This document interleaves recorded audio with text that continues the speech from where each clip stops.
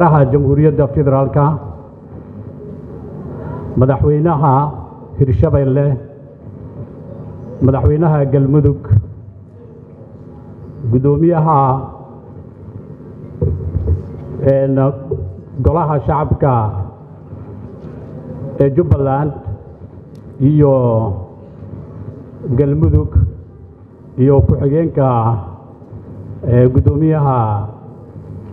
koonfur galbeed gudoomiyaha gobolka banaadir marti sharafta kale ee ka soo qayb gashay xafladan dhammaantiin waa salaamantiin markuu ugu horeysa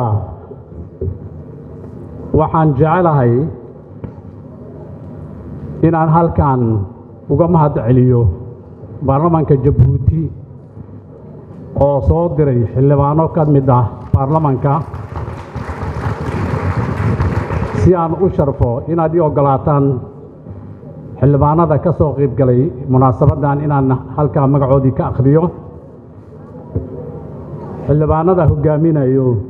Jibriil Cabdullaahi xildhibaan Jibriil Cabdullaahi Ismaaciil Sanalaase محمد إسماعيل يوسف حلبان إسماعيل جولال ضمانتين وحانين الله هاي ومحسنتين ودنكين الله بعد كسر دوادا سيدو كله وحانوم هاد علينا يا وكيلك AAU فرانسيسكو ماديرا ساسو كله وكيلك مايكل كيتن يوانكا مايكل كيتن waxaan kaloo u mahad celinayaa Bencho Garida oo ah wakiilka EU sidaas oo kale waxaan u mahad celinayaa ambassadorska diblomaasiyiinta oo ay ka mid yihiin ambassadorka safiirka Turkiga halkan u fadhiya ambassador Olgan Bekar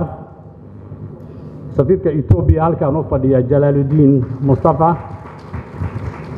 آدم حسن آدم سفير كجيبوتي فضل علي سفير كيمن سامتوليا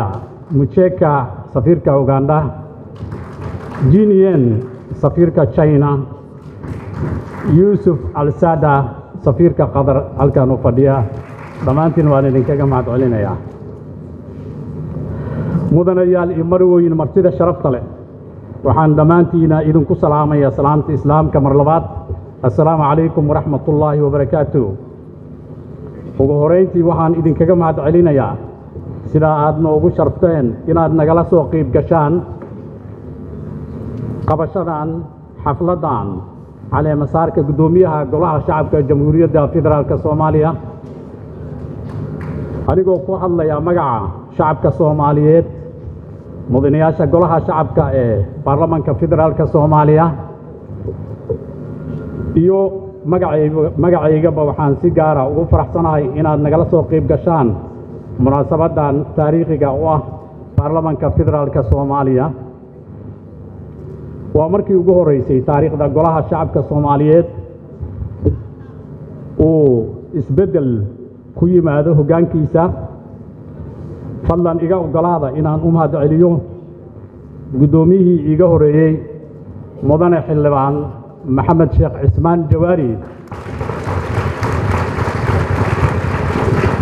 shaqadii qiimaha lahayd ee u soo qabtay iyo waxtarkii aan la soo koobi karin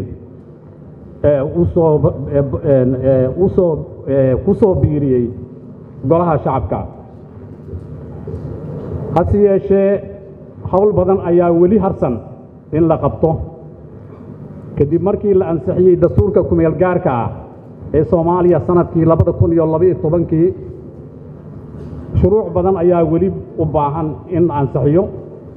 hay'ado badanna way u baahan yihiin in dhismahooda la soo dhameystiro si dastuurka uu u noqdo mid la hirgeliyo sidoo kale dastuurka laf ahaantiisa weli ma dhameystirna wuxuuna u baahan yahay dib u eegis ballaaran iyo hagaajin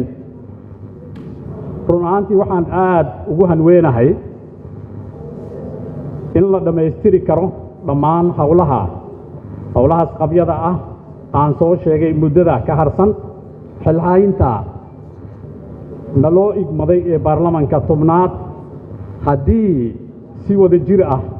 aan ula imaano niyad wanaag waddananimo xilkasnimo iyo daacadnimo ku dheehan tahay